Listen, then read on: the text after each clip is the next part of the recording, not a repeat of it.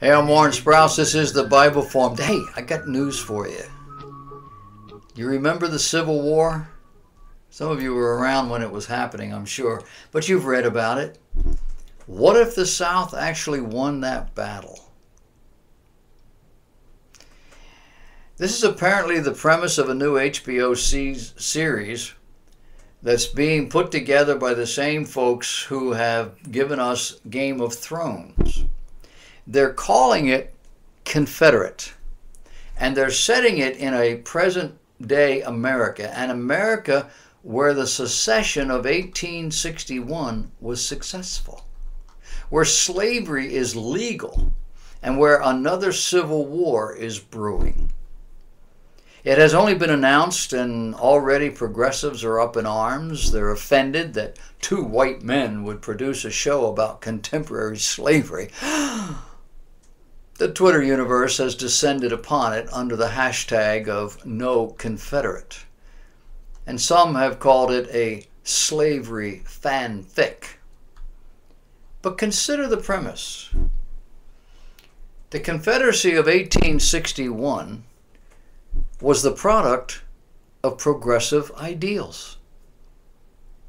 We didn't call them that at that time.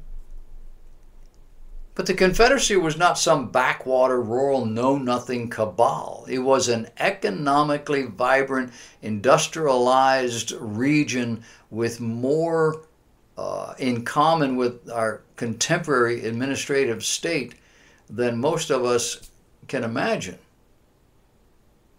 That, according to Civil War historian Alan C. Gueizo, Gueizo. He writes about this, saying the Confederate government centralized political authority in ways that made a hash of states' rights, nationalized industries in ways historians have compared to state socialism, and imposed the first compulsory national draft in American history. Davidson says if these men are successful in creating an alternate world in this show called Confederate, it is going to shock us fully as much as has Game of Thrones. Not for how much the Confederate future we avoided, but for how little. You see, their premise is that the modern progressivism is not much less than 19th century Confederationism. How, you say? By exposing reality. Republicans today are viewed as racist and homophobes, but it was the Democrats who built the South, with all its slavery and all of its social repression. You do remember the 1950s, don't you? The early 1960s, Selma, Alabama, and Montgomery, and so forth. The racists were Democrats, seeking to hold on to their power and control. It was the Republicans who rode to the rescue. Dwight D. Eisenhower. President Johnson, a Southern Democrat, Texan, resolved the matter in the mid-60s by creating a welfare state that has commanded about 30% of the national budget and continued to enslave black Americans and others in poverty and in support of contemporary slaveholders called progressives. Now you might think that's harsh, maybe unkind, or worse than that, false. Well, which political party wants people to be strong and independent? Which political party keeps people in poverty and dependence? One party's philosophy believes that people can. The other believes they can't. What divided the country in 1860, according to this philosopher, historian, was not slavery at all. That slavery became the issue because it had a popular appeal. You do know the Civil War was raging, the war between the states, for a year or two before Lincoln's Gettysburg Address and before it started to be talked about in terms of slavery. The issue was always states' rights. Do states have the right to govern themselves? Lincoln's answer was no. If they did, then the Union was in jeopardy. And the result of all of that was just unthinkable. So he called up an army to put down this rebellion, a rebellion completely legal and constitutional at the time. This is some of our inconvenient truth. Decades before the war, Southern leaders were seeking to extend slavery to the Western territories in an effort to preserve their way of life. In reality, John C. Calhoun had seen earlier that should the Western territories become states, which they did, and they were not slave states, then they would be able to vote slavery out by amending the Constitution without consent of the southern states. There'd be too many of them and not as much of us, as it were. And he actually called it the tyranny of the majority. Against that, he postulated what he called the concurrent minority, which would protect the minority and, by extension, slavery.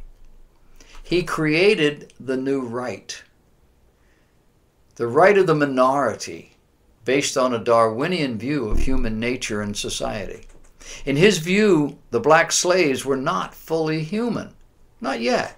They were, as a species, they were coming up through the ooze to become fully human at some point in the future. They were, as Darwinianism suggests, somewhere down the line from human, and therefore they needed protection like most animals do.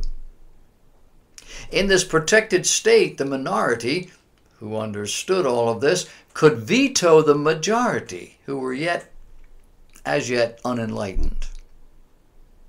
What the southern states had decided was that secession was just another form of veto, and they walked out. They called it the tyranny of the majority and developed what they called the doctrine of the concurrent majority. And so a war was fought. The South lost, and this philosophy was consigned to the scrap heap. Not really. It has lived on in the progressive philosophy. The entire purpose of Calhoun's doctrine was to undermine the philosophical foundations of the Constitution and replace them with a theory supposedly derived from science.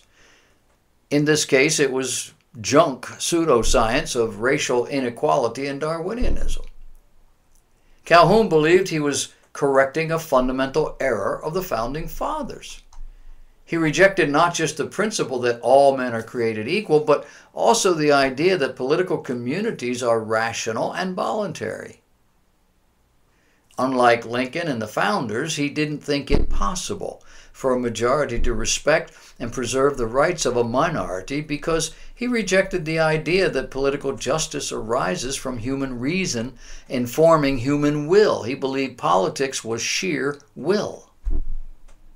Now, fast forward. Harry Jaffa was an early 20th century philosopher who proposed a natural right philosophy against the relativism and the nihilism of today.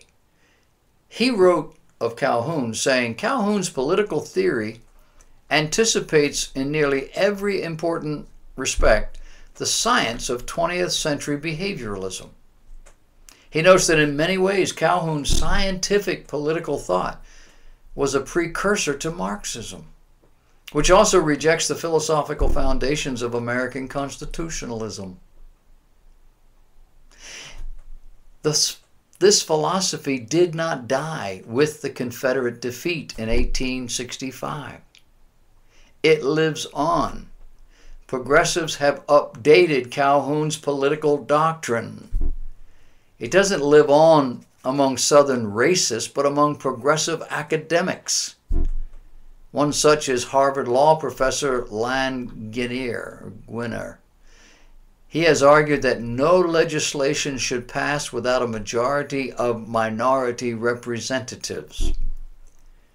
This simply is an updated version of Calhoun's argument. And Calhoun's general philosophy of government has been adopted nearly wholesale by today's progressives. Progressives want an active, pervasive government that doles out benefits, imposes regulations, and dictates our affairs based on scientific principle. In fact, this philosophy rejects the idea that laws of nature and of nature's God, which shaped our Constitution, have any value in governing men. And the result? These folks have very little regard for free speech and the free exercise of religion, especially when these rights are seen to impinge upon the interests of a favored minority group, whether it's blacks or Muslims, gays or transgenders. If they don't have one, they'll create one. In their system, there are no natural limits on government authority. Why? Because they don't believe government authority arises from the consent of the governed. In their view, authority arises from the will to power. Their purpose is to circumvent the forms and restrictions of the Constitution in order for the government to be able to do things they think need to be done. And why now?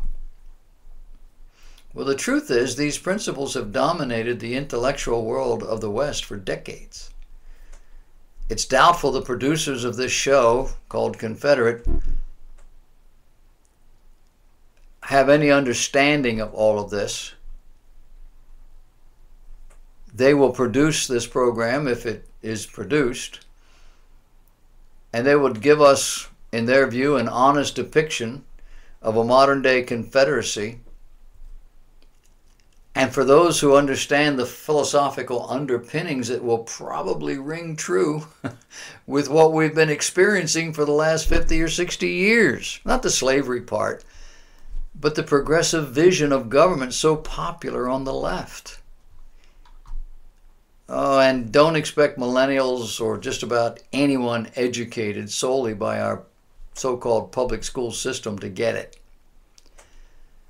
You can check all this out from thefederalist.com, and John Davidson as the author, online and on Twitter. It's going to be interesting to watch and see if it unfolds this way.